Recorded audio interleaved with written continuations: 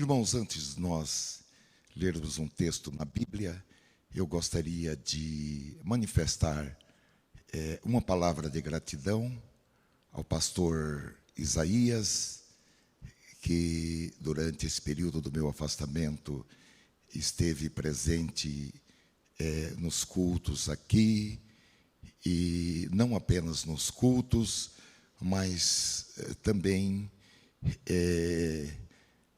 foi o meu pastor durante esse período.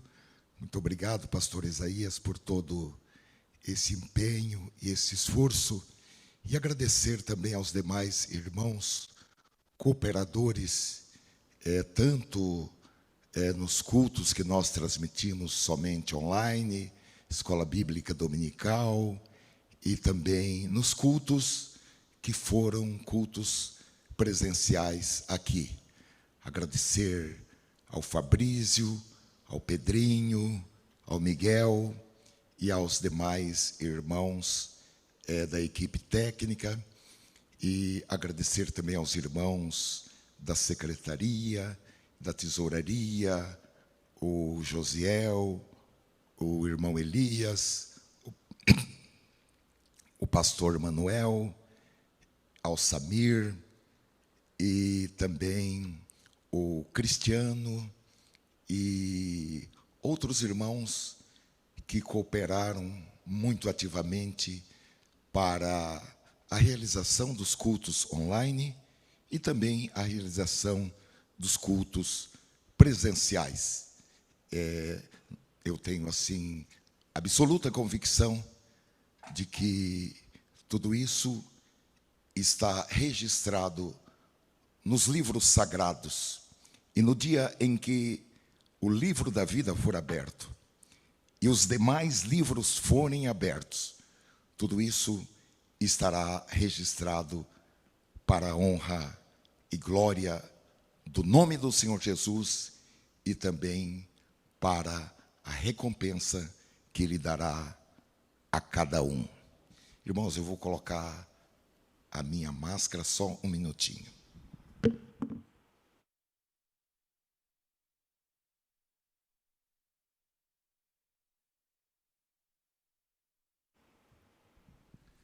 Glória a Deus. Queridos irmãos, há uma palavra que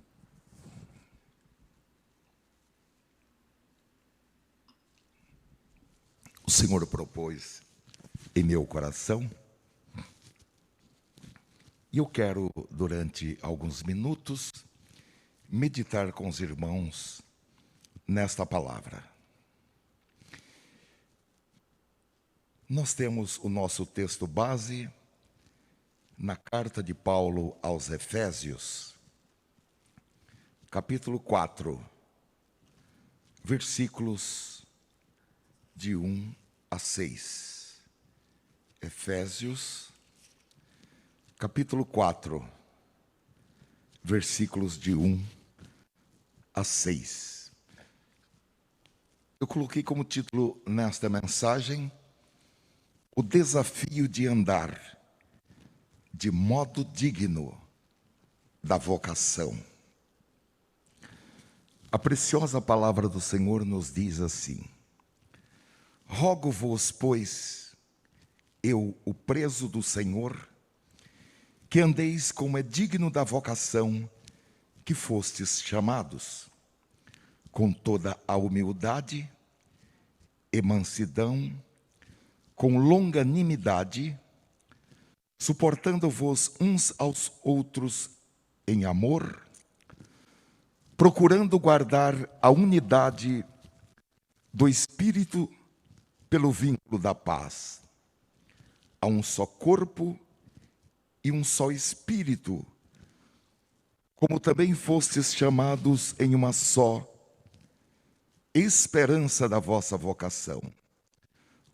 Senhor, uma só fé, um só batismo, um só Deus e Pai de todos, o qual é sobre todos e por todos e em todos.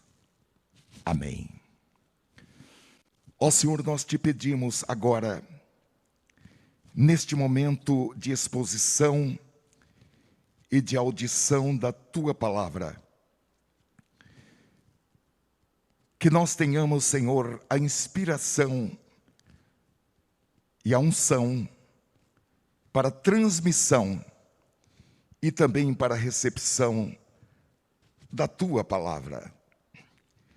Que a Tua palavra, Senhor, se constitua em algo a ser acrescido ao nosso patrimônio espiritual. Que a Tua palavra, Senhor, se constitua em algo que venha realizar transformações em nossas vidas, para que cada vez mais nós nos distanciemos do modus vivendi do mundo e possamos, Senhor, transformar-nos pela renovação de nossos corações, de nossos entendimentos, de nossas mentes, para que nós possamos estar aptos à concretização da Tua boa, agradável e perfeita vontade em nossas vidas. Envia-nos a Tua palavra com poder de cura, no espírito, na alma e no corpo. Envia-nos a Tua palavra com poder de libertação, de transformação, de novidade de vida. É o que nós te pedimos, dentro de nossas limitações no pedir, porém crendo que o Senhor fará mais do que nós estamos pedindo, em nome de Jesus Cristo. Amém. Queridos irmãos, eu quero primeiro dizer para os irmãos que para mim é um misto de honra, de privilégio e de responsabilidade entregar esta palavra nesta noite para os amados irmãos. Nós, os pastores, evangelistas e mestres que servimos nesta igreja, nós nos sentimos com responsabilidade direta pela salvação de cada pessoa que o Espírito Santo encaminhou para esta igreja. Assim como também pelo crescimento espiritual, pela qualidade e quantidade de alimento que é servido nesta casa, pela saúde espiritual consequente da nutrição pela palavra de Deus e também a preparação de cada servo e de cada serva de Deus e pela sua habilitação, pelo seu treinamento para lutar contra as hostes espiritual do mal. Porque nós não queremos que os crentes, ao voltarem de suas batalhas, venham como mutilados de guerra, mas voltem das batalhas espirituais, saudáveis, ou na expressão do apóstolo Paulo, estejam de pé, depois de fazerem tudo. O apóstolo Paulo expressa essa responsabilidade na pregação do Evangelho em 1 Coríntios capítulo 9 e versículo 16, dizendo: porque se anuncio o Evangelho, não tenho de que me gloriar, pois me é imposta essa obrigação.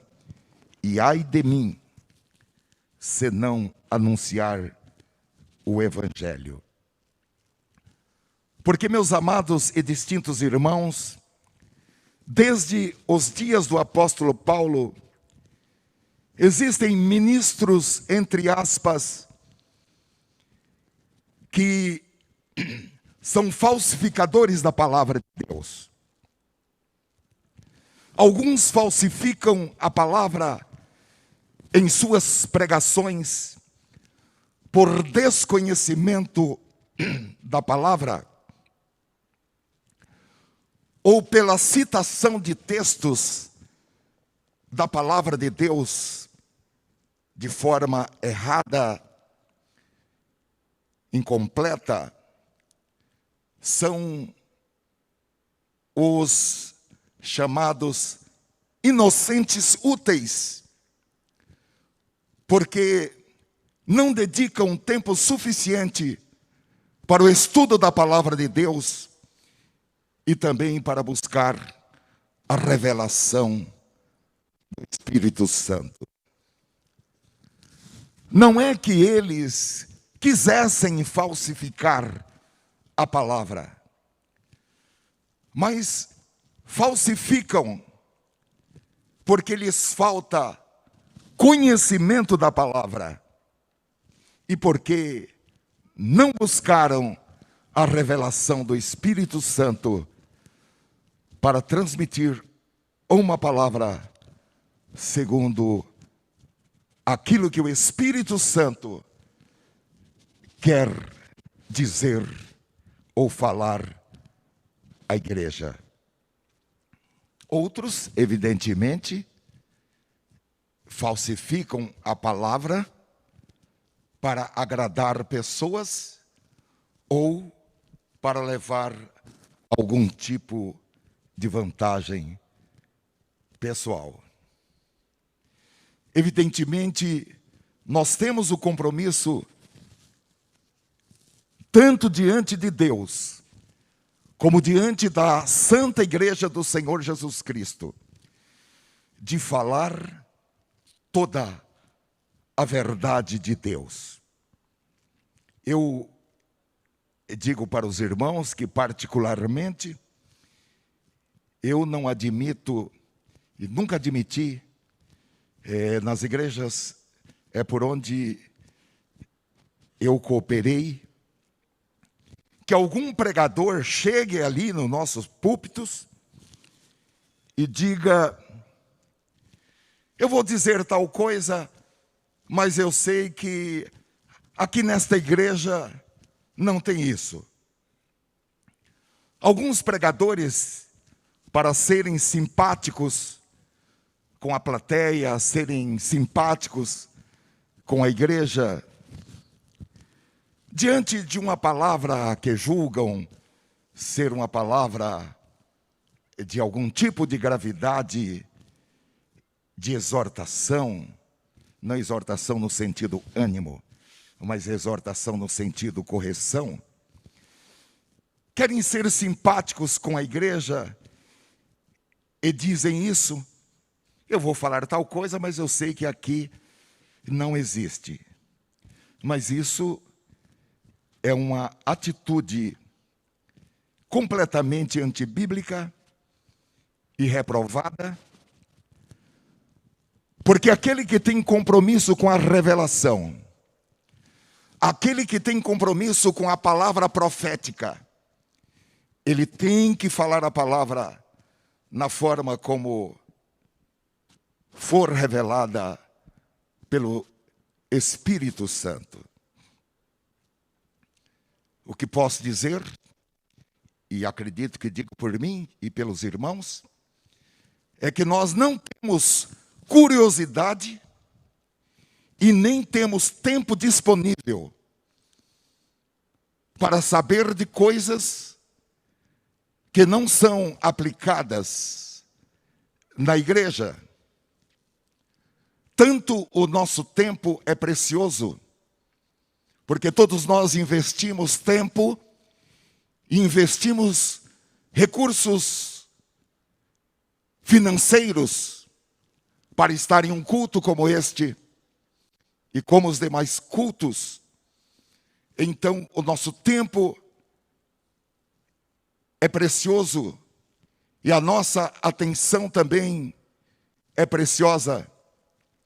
E nós não queremos saber de qualquer outra coisa, senão daquilo e apenas aquilo que o Espírito Santo tem a dizer à igreja.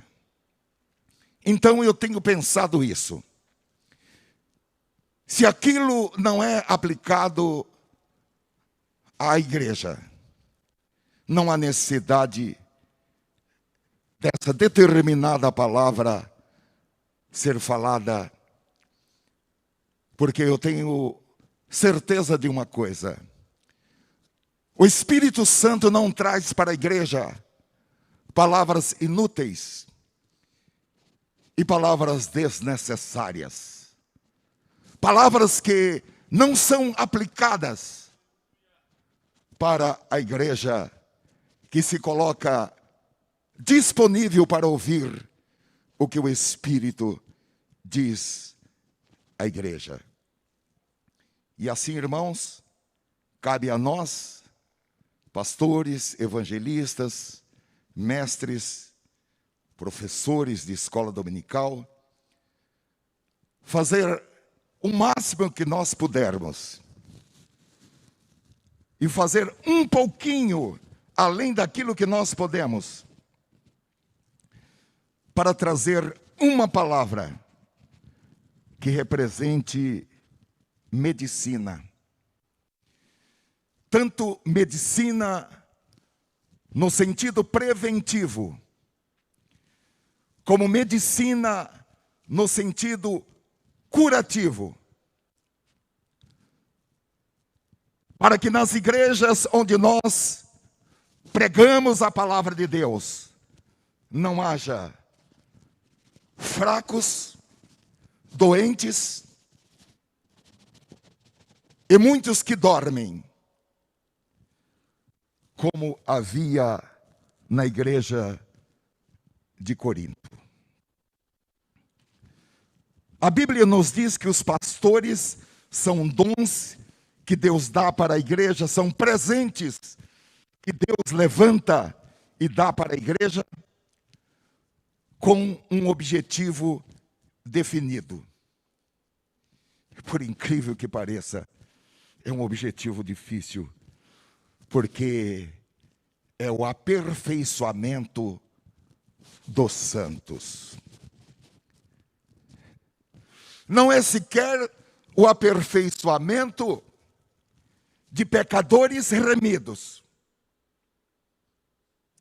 É o aperfeiçoamento evidente de pecadores remidos, mas pecadores remidos que já são chamados santos. E esses santos e santas de Deus, que são plantados na casa do Senhor, eles, por meio da pregação dos pastores, evangelistas e mestres, eles são preparados e são equipados para a obra do ministério, de maneira tal que o nosso ministério só será exitoso se cada crente se tornar um ministro. Essa é uma tarefa para os pastores, evangelistas e mestres. O aperfeiçoamento dos santos, equipando-os para o desempenho do serviço cristão, para o ministério, até que todos, sem exceção, todos cresçam na fé, na graça e no conhecimento do Filho de Deus. E assim, todos se tornarão pessoas maduras na fé, serão crentes crescidos, crentes que alcançam a estatura espiritual de Cristo, isto é, alcançam maturidade espiritual, ou seja, cresceram na fé e cresceram na graça e no conhecimento, até alcançarem a altura ou estatura espiritual projetada pelo Senhor. De maneira tal que são maduros o suficiente para não serem levados pelo emocionalismo, ou por gritos, ou por chavões de pregadores, ou por ventos de doutrinas de homens, porque se tornam homens e mulheres tão espirituais, a ponto de discernir se as palavras pronunciadas e se os espíritos são provenientes de Deus ou não. Esse era o grande desejo do apóstolo Paulo. Ele desejava que os crentes tivessem maturidade espiritual. E desejava com tão intensidade, e desejava a tal ponto, de que em Gálatas capítulo 4, versículo 29, ele diz que novamente sofria dores de parto. Estou sofrendo como que com dores de parto por vossa causa. E isso até que Cristo fosse formado em cada um deles. Não seria uma dor de parto passageira, mas seria uma dor de parto que se prolongaria no tempo, até que Cristo fosse formado em cada um daqueles ouvintes das suas pregações. O apóstolo João, em sua terceira epístola, capítulo único, e versículo 4, manifesta o mesmo sentir, ao dizer: ora, não tenho maior alegria do que esta, saber que meus filhos estão andando na verdade. Obviamente, irmãos, esse é o nosso grande desejo, como ministros da palavra de Deus, aqui nesta igreja, e falo por mim, e falo também pelos demais pastores, evangelistas e professores, mestres, que Deus tem levantado nesta igreja.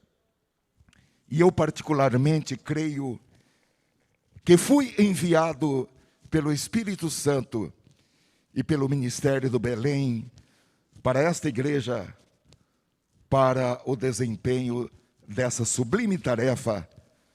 Essa é a minha missão aqui nesse setor. Meus amados irmãos, o exercício desse ofício do ministério, como um pregador da palavra, um pastor, um mestre, um evangelista,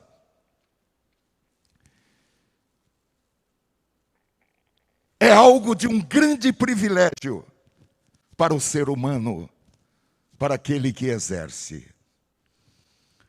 Paulo, em 1 Coríntios, capítulo 3, versículo 9, ele diz que somos todos cooperadores do Senhor e responsáveis pela difusão do Evangelho, que depois, em Romanos capítulo 1, versículo 16, ele diz que é poder de Deus para a salvação de todos os que creem. Porque ao ouvir a palavra de Deus, há uma operação do Espírito Santo, e as pessoas creem no Evangelho do Senhor Jesus. De maneira tal que, apesar das nossas limitações, apesar dos pontos fracos, das fraquezas naturais que cada pessoa tem, de conformidade com os mais diversos fatores, limitações, deméritos, de acordo com Hebreus capítulo 3, versículo 14, como pregadores do Evangelho, nós nos tornamos participantes da obra da redenção do ser humano, realizada, efetivada pelo Senhor Jesus Cristo. Então, queridos irmãos, se anunciar a palavra de Deus é uma obrigação nossa, conforme já lemos a expressão de Paulo, ai de mim, se não anunciar o Evangelho. Conforme 1 Coríntios capítulo 9, versículo 16. Pregar a palavra é também, eu diria, a glória de todas as glórias. E de acordo com Gálatas capítulo 6, versículo 14, é algo que todos os salvos, todos os crentes, devem fazer disso o seu desejo, a sua paixão, a sua busca.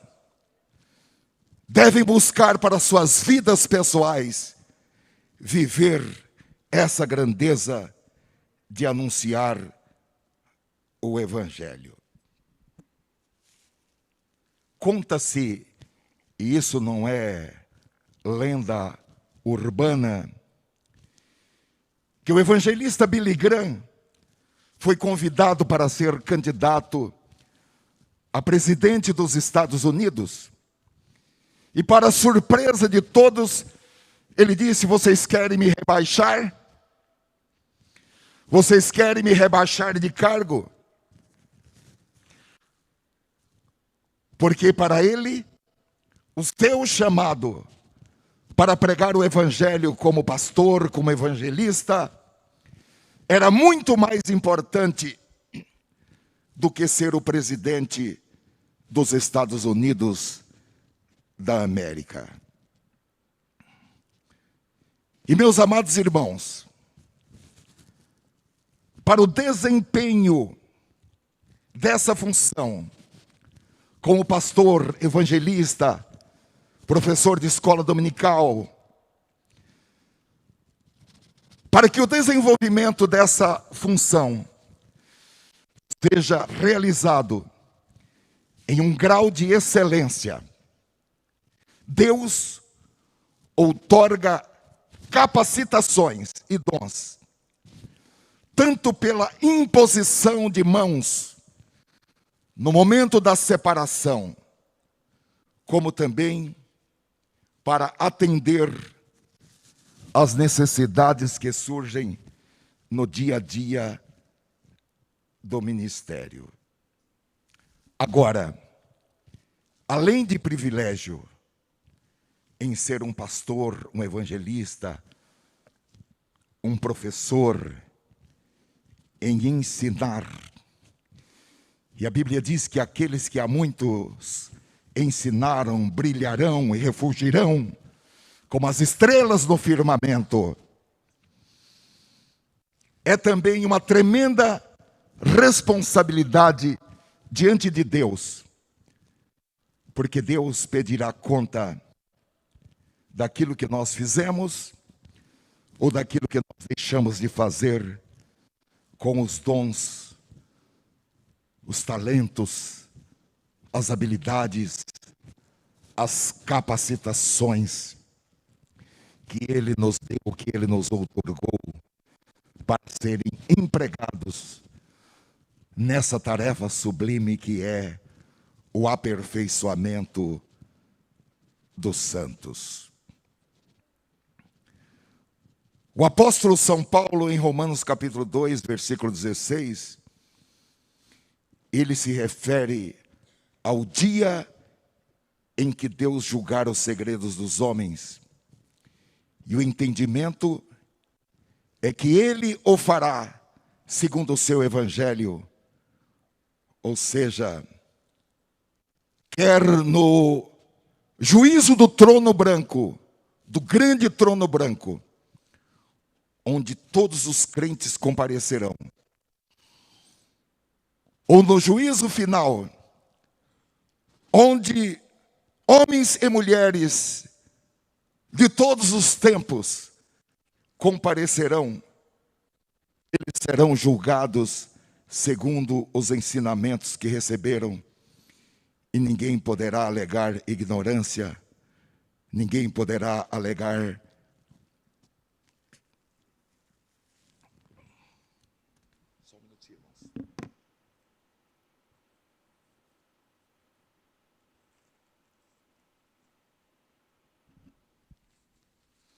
ninguém poderá alegar desconhecimento ou dizer que não sabia, que não seria assim.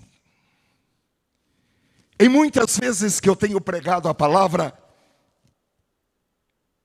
eu tenho falado para as pessoas: se você não quiser ser confrontado no tribunal de Cristo,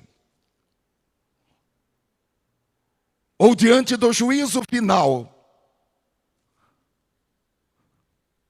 com a pregação que será transmitida nesta oportunidade, a melhor coisa que você faz é se levantar do seu lugar,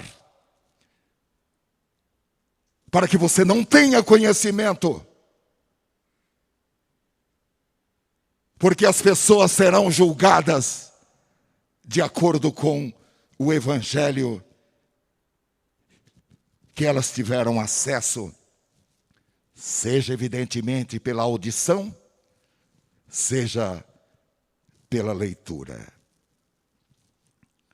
Obviamente que esse evangelho que Paulo se refere não era dele, e aqui nós teríamos que fazer uma distinção entre a doutrina dos apóstolos, do evangelho de Jesus, assim como eu também estou pensando que a palavra que eu vim pregar nesta noite não é minha, porque nós não somos nada mais do que receptores e transmissores da palavra de Deus.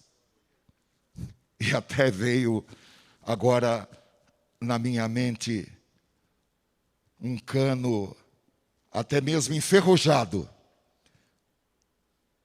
mas você abre a torneira e daquele cano sai uma água límpida, uma água cristalina, a tal ponto de Paulo falar: olha, eu me preocupo para que, empregando aos outros, eu mesmo não venha a ser reprovado. Glória a Deus. Bendito seja o Senhor. É por isso que Paulo também, em 1 Coríntios capítulo 11, versículo 23, ele diz: porque eu recebi do Senhor o que também vos ensinei.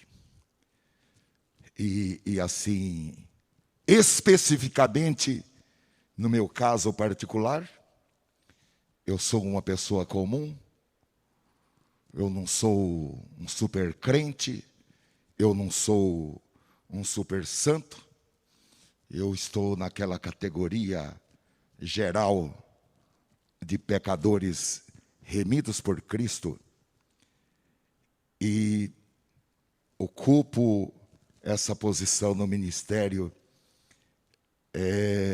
como resultado não apenas da graça, mas muito mais além da graça, da misericórdia do Senhor Jesus. Porém, como Deus, por sua infinita misericórdia, e pelo compromisso do Espírito Santo com o aperfeiçoamento da igreja, nós estamos trabalhando em cooperação com o Espírito Santo.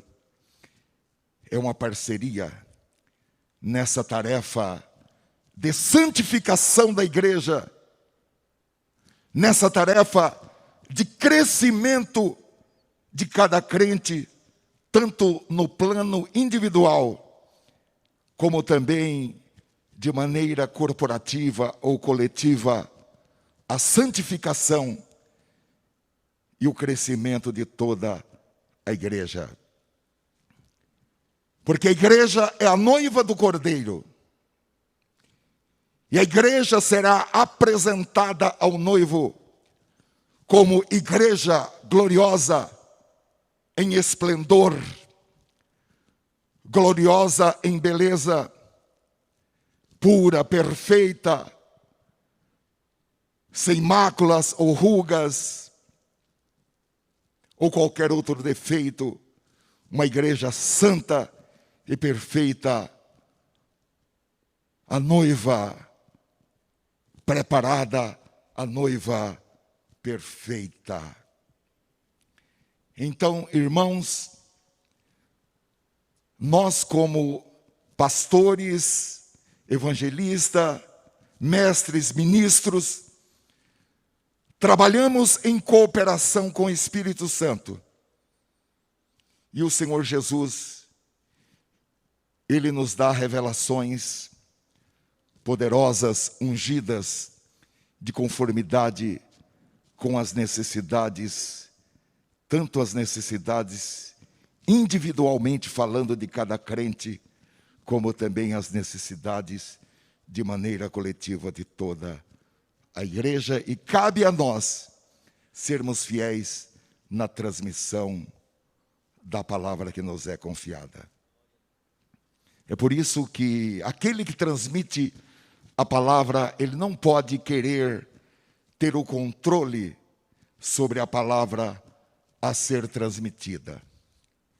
Assim como também não pode querer ter direitos autorais sobre a palavra que ele transmite. Porque as revelações e a própria palavra pertencem ao Espírito Santo. E ela é enviada desde o trono de Deus para que produza efeitos objetivos, efeitos pragmáticos, efeitos determinados, efeitos para o qual ela é enviada. Eu escrevo praticamente as mensagens que eu prego, e para isso eu dedico de 12 a 14 a 18 horas na preparação de uma palavra que será pregada em 40, 50 minutos ou 1 hora. E depois essa palavra poderá ser pregada por qualquer outro, porque o titular dos direitos autorais dessa palavra é o Espírito Santo, não há outro titular intelectual ou de direitos autorais sobre a palavra que é pregada. Glória a Deus. Por essa razão, eu creio que aqui nós não precisamos de pregadores que queiram pregar uma palavra e que nenhum outro repita algo a respeito da palavra que ele pregou, porque ele se julga titular dos direitos sobre a pregação que ele fez. Glória a Deus. Há uma profecia em Isaías, capítulo 57, ou melhor, capítulo 55, versículos 10 e 11, que diz: como a chuva e a neve descem dos céus e não retornam para eles sem regarem a terra e fazerem-na brotar e florescer, a fim de que ela produza sementes para o semeador e pão para os que dele se alimentam, assim também acontece com a palavra com P maiúsculo, que sai da minha boca. Ela não voltará para mim vazia, mas realizará toda a obra que desejo e atingirá o propósito para a qual a enviei. É por isso que o Senhor Jesus, tanto nos evangelhos, como também na revelação de João no Apocalipse, ele nos advertiu tantas vezes dizendo: quem tem ouvidos, ouça. Ou quem tem ouvidos para ouvir, que ouça. Glória a Deus. Irmãos, dentro desse entendimento, e agora já me encaminhando para o texto que nós lemos. O Espírito Santo quer que todos nós entendamos, e todos é uma palavra inclusiva, ninguém está excluído, é todos sem exceção, que nós somos responsáveis diretos pela unidade do corpo de Cristo. Porque a unidade do corpo de Cristo traz como resultado a visibilidade da pessoa maravilhosa do Senhor Jesus no meio da sua igreja. E por consequência, quando a pessoa vê Jesus no meio da igreja, ela é atraída por essa pessoa maravilhosa. Porque ele mesmo disse que, ao ser levantado, atrairia todos a ele. A visibilidade da pessoa maravilhosa de Jesus no meio da igreja, por meio da unidade do corpo de Cristo, ela realiza a atração dos pecadores. A responsabilidade pela unidade do corpo de Cristo não pode ser ignorada, não pode ser terceirizada, não pode ser relegada para um segundo plano, não pode ser deixada para o minuto seguinte. A responsabilidade pela unidade do corpo de Cristo é o tipo de responsabilidade individual de cada crente, seja ele pastor, seja ele obreiro, seja ele membro da igreja, sem responsabilidades de ordem eclesiástica ou funcional na igreja, é responsabilidade de cada crente. E no texto que nós lemos em Efésios capítulo 4, diz que o Senhor Jesus nos salvou e nos chamou com uma santa vocação. E agora nós somos desafiados para que andemos de modo digno dessa chamada, ou seja, andar de uma maneira que esteja de acordo com o que Deus quis quando Ele nos chamou. E vamos desde logo compreender, meus amados e distintos irmãos, que sempre que Deus estabelece uma recompensa, ou melhor, estabelece um desafio, Ele também estabelece uma recompensa. Porque no reino de Deus existe um sistema de presentes e de recompensas. Tudo o que está no que nós poderíamos chamar de um pacote de presentes, não há nada que alguém possa fazer para alcançar aquilo mesmo como uma recompensa.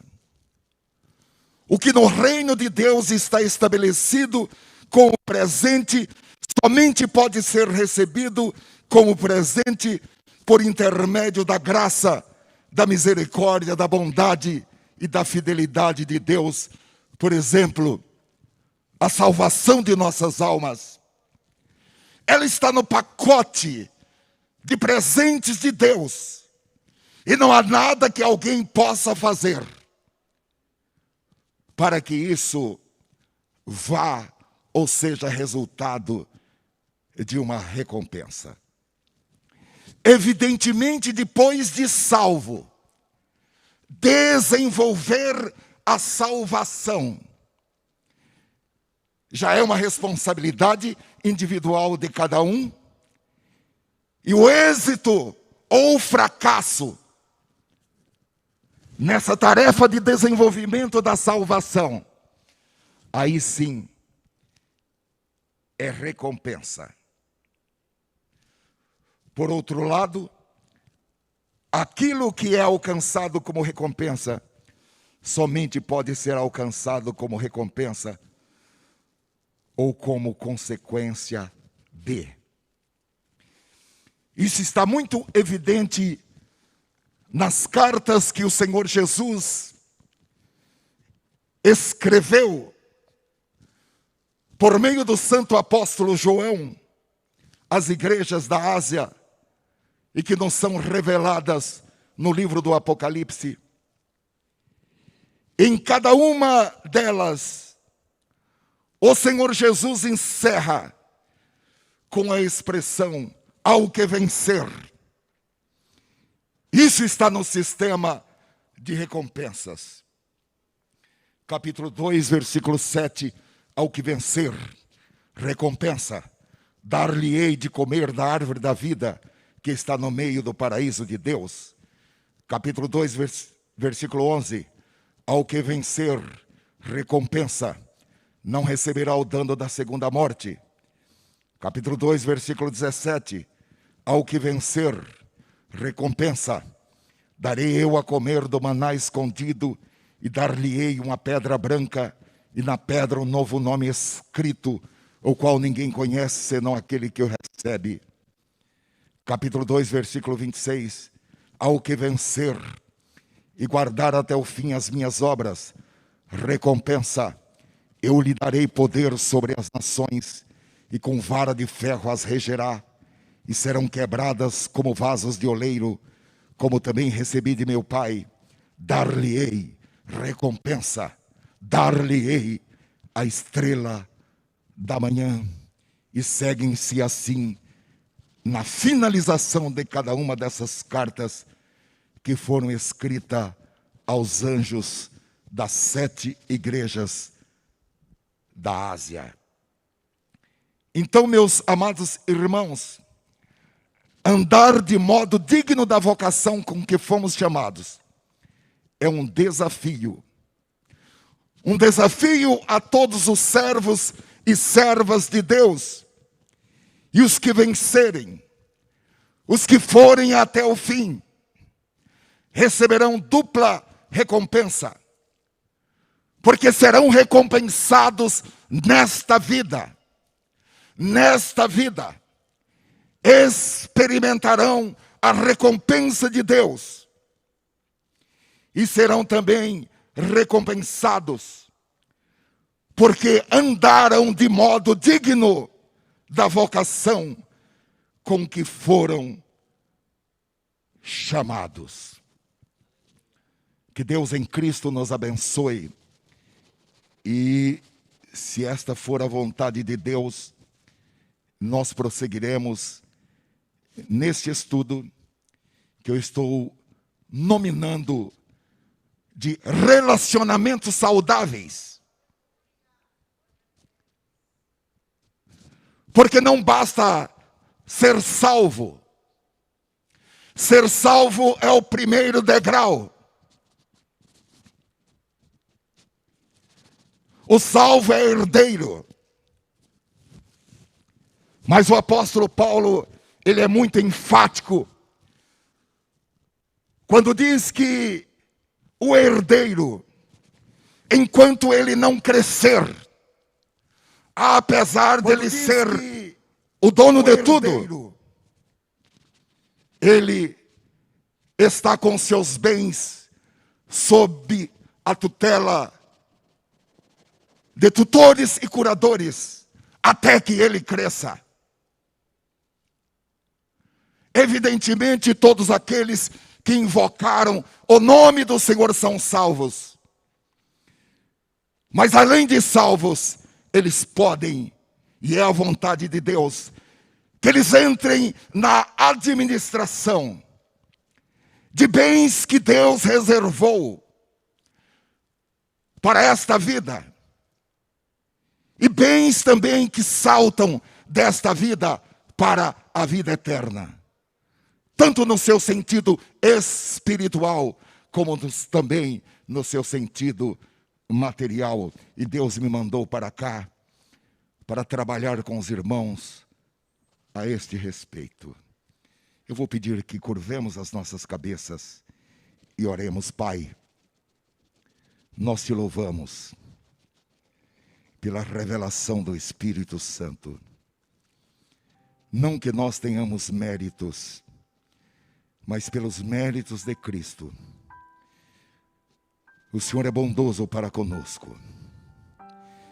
E coisas que estão ocultas aos sábios e entendidos, o Senhor revela a nós pequeninos, por tua graça, bondade, misericórdia e fidelidade. E nós nos colocamos, Senhor, em um sentimento de gratidão, porque recebemos a tua revelação como uma expressão do teu amor, do teu cuidado e do teu carinho para com a igreja, a tua noiva, o teu corpo. Obrigado por esta noite, pelos irmãos que estão aqui neste templo, nesta casa, pelos irmãos que estão conosco pela internet, e por aqueles que ainda acessarão esta mensagem ao ser disponibilizada em nossos canais. Nós queremos te louvar e expressamente dizer que nós estamos disponíveis para esta obra maravilhosa de aperfeiçoamento, de limpeza. Nós estamos disponíveis para a poda, para que possamos ser ramos frutíferos, para que possamos dar fruto, dar mais fruto e dar muito fruto, a 30, a 60 e a 100 por um. Nós voluntariamente nos colocamos na mesa cirúrgica,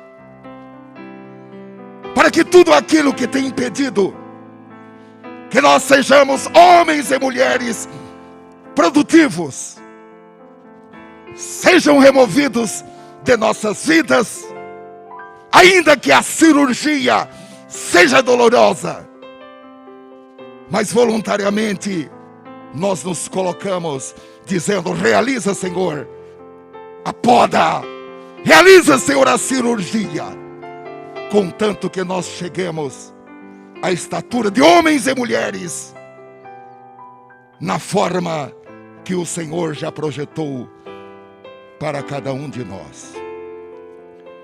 Despede-nos na tua paz,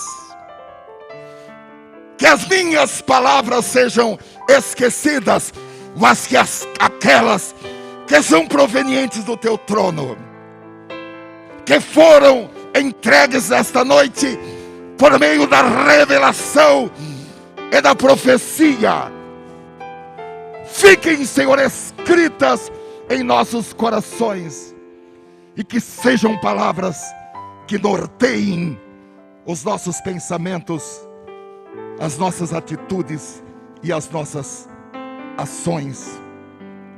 Guarda-nos em Cristo Jesus. Protege-nos em Cristo Jesus. Esconde-nos em Cristo Jesus.